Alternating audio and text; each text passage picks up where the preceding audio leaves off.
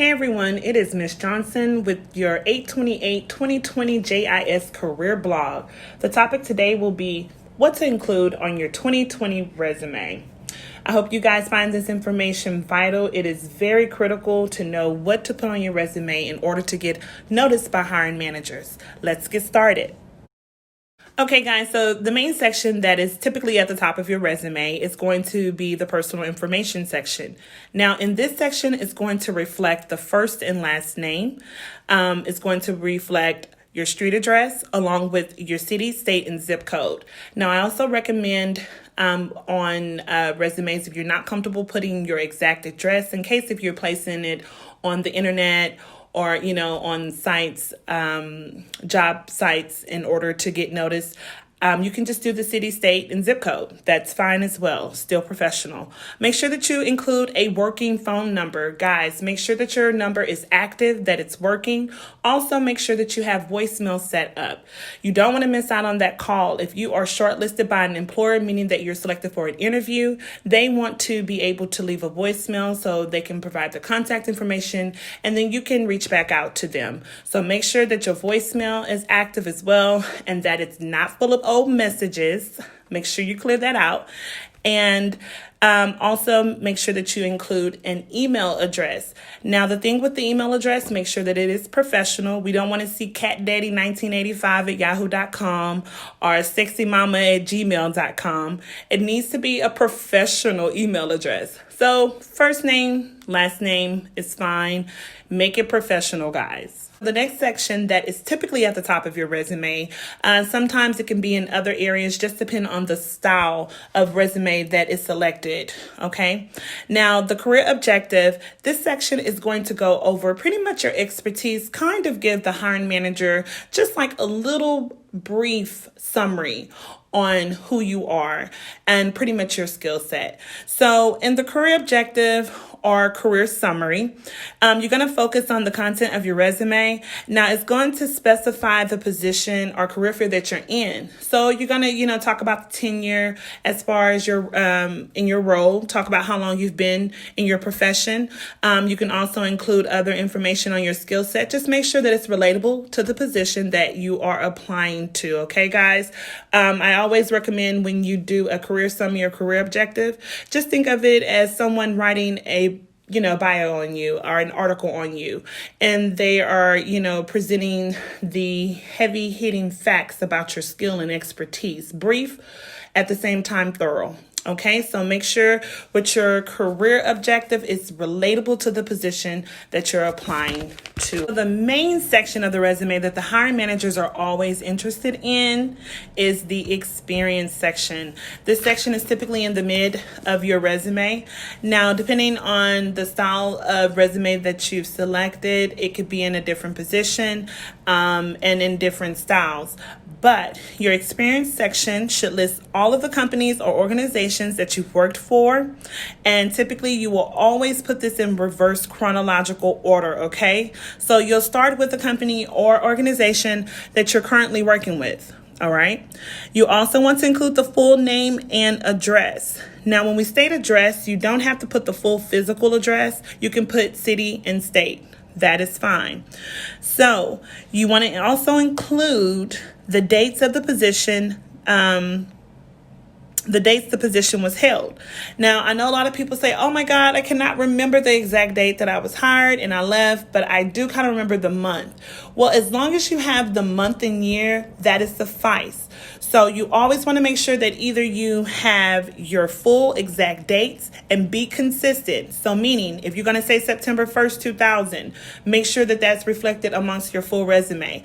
Don't put one date, September 1st, 2000, and then put 9/9/2000. Okay, so you want to be consistent, all right? And that's in all that you do on your resume, consistent from the font, layout, everything needs to be consistent, okay, guys? Because you don't want any distractions by your hiring managers, any red flags. You want your resume to flow freely.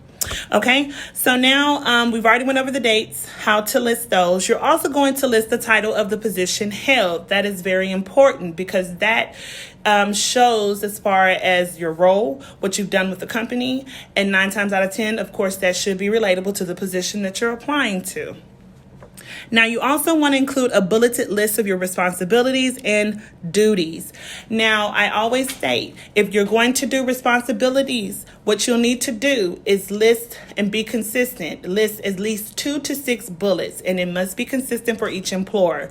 And you're going to list out your duties, okay? Make sure that you show that you are an achiever and not just a doer. Show the significance of the work that has been completed. Why has this made a difference? How has this benefited this employer? So that way the hiring manager will be like, you know what? I want them on my team ASAP. Another important section on your resume is your education. Here you're going to list the full name and the address of the college that you've attended or currently attending. Now, you don't have to include the full physical address. City and state is suffice. Now, you're also going to list all of the degrees that you've attained. If you're currently pursuing a degree, make sure you still list that degree and the anticipated date of receiving. Okay? You also want to include any special awards and honors that you've earned, and then any GPA information. That will help maximize your chances of being selected by a hiring manager for an interview. Now, you also want to add relevant coursework to this section, and some roles, they do request specific coursework be completed, and if you have completed that information and it's applicable, then I would include that information on the resume under the education section. Okay, you don't necessarily have to make it a separate section. You can, but you can combine those. Okay, and just be creative, of course, and consistent. The membership and activity section, it could also be called professional affiliations, but typically I see memberships. And in this area, you're just going to list as far as any memberships or affiliations that you have with an organization. You'll give the title of the title of the position that you hold with that organization. And you'll also list as far as the dates of the position that you're currently holding with the organization. And that's important to include. Now, make sure that your membership or affiliation that you list or activities is that it is relatable to the position or role that you're applying to, okay? So you always want to make sure of that. Your memberships and your activities should be relatable, professional, okay? Professional memberships and activities, okay? We don't want to know that you have a Toys R Us account or that you're with Bicycle or Us and you hold a position on the board, whatever. We want professional memberships. Remember, we're trying to get hired. So any affiliations or memberships with organizations that will help maximize your success in getting hired, make sure you list them. Again, full name, city and state if you don't have the full address. Also, you can list any accomplishments within that membership role or just very briefly. All right, guys, so one of my favorite sections to design on the resume is the achievements and recognition section. In this section, it should reflect as far as any achievements or recognitions received within the last 10 years from your employer, okay? Now, with that being said, you're going to include the name of the employee that you received the recognition or achievement from. You're going to include the title of that achievement or recognition. And then you're also going to advise the time frame that it was received. You also want to include the significance of that achievement, okay? I typically tell my clients it's best to use this section to reflect on how you saved the company money as far as an achievement, how you increase productivity, another achievement. And typically, if you're going to use where you save the company money, make sure you include figures, okay? And how you did that successfully. Make sure that it's brief, still thorough at the same time. Remember, within the last 10 years. Now, I know that we all receive a lot of recognition, but we want those heavy hitters, okay? We don't need to know that you were on time every month. That's good to know. That is a great quality, but we don't want to include that type of recognition. We want something to show the hiring manager what sets you aside from all the other candidates that are just as talented. Your skills section is definitely a section that you need to have on your resume. The skills section should list skills that are relatable to the position that you are applying for. Let me say that one more time. Your skills section should reflect skill set that is relatable to the position or role that you're applying to, okay? Your skills, you want to make sure that you list your soft and your hard skills, okay? Make sure that you understand the difference between soft and hard skills. Your soft skills is more about your personality, working, how you work well with others. And then your hard skills are those skills that have been obtained through necessary, training, coursework, those type of skills.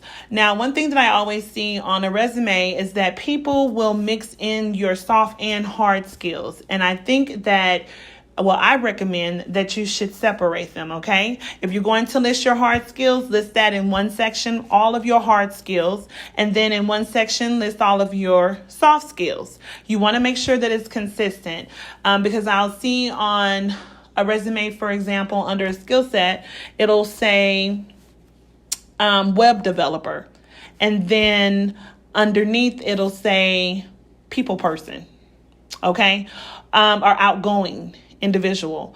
We want to make sure that we keep our soft skills and hard skills separate, okay? But it's very important to list your skill set on your resume.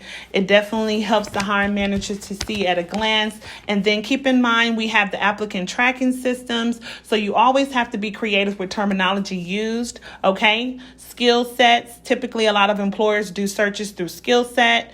They also do another search as well, not just with skill set, but terminology used within that role. So make sure that you're just consistent and you're mindful of that information, okay? Skills is really good to list, and make sure that you list all of those in one section of your resume, okay? Be consistent. So the references section is a section that I get a lot of questions about. And the main question is, should I add this section on my resume? Should I list the references on my resume? And I recommend that you do not. I recommend that you do not create a references section. I don't even recommend creating it and not listing references, but placing available upon request. I feel that that is not necessary to include on your resume. I would recommend that you create a separate document with at least 2 to 5 references, professional. In addition, I would also include the name of the reference that you're providing, the company that the reference works at, as far as their title and role at that company. In addition, you also want to include an active telephone number for the reference, as well as an email address. You can also include the address. City and state is suffice. A lot of employers do as far as employer checks and reference checks. And what they do is they'll use either, they'll do it by phone or email. Typically it's email because it's easier to send the information electronically, and then you fill it out and you can send it right back to the employer. So there's, a pretty easy process. So you definitely should create a separate document. Do not place references on your resume. Save that resume section, that area, for another section, okay? That's highly important to include. References can be left off. Just include a separate document. List the name of the reference, organization, and title, along with the address, phone number, and active email. Remember, professional only. We're not trying to talk to cousin or Uncle Pookie. We're trying to talk to professional references. That means a manager that you supported, or a coworker, peer in a role that they would be able to advise and provide feedback about your work expertise and how you work with others in their environment. Now, the last topic that I would like to discuss is license and certification. This is another section to include on your resume that's very important. In this section, it should reflect any type of certification or license that you have received from a company. This information should include the name of the company, the name of the license. If there is a license number or certification number, you're going to place that information. You're also going to place the date obtained. And then also, if it does have an expiry date, you're going to include the active date for your certification, okay, or your license. So that way the hiring manager can see at a glance, is this certification or license is still active. Many employers require certain certifications and license to have in order to apply for a position. So if you have that information, you definitely want to showcase that information on your resume. So make sure under not achievements. Look, I'm going back. Under license and certification, that you list the name of the license and certification, the organization that you received it from, include any applicable detailed information that should go with it, such as the license or certification number, because sometimes that is included by the employer, okay? And then also you want to make sure that you have listed the time frame received, and definitely include the active dates. If it does expire, then advise that information. Just make sure that you're consistent, okay? So I am so glad that we were able to go through all of the information that is required on a resume. And what we're going to do on my next JIS blog, that's going to be next Thursday, we're going to get a little bit more detailed in regards to the resume and the layout, as far as formatting, fonts to be used, spacing, all of that. We're going to go through all of that information, okay, guys, because I know it's a very tough time now during COVID. And we're all trying to, adjust to this new normal. So I want to make sure that you are ready once these employers start hiring, that you're ready to get back into work and, get back to your career. So I hope that this information blessed you. Make sure that you always tune into the Johnson's Innovative Services career blog. It drops every Thursday, typically around noontime.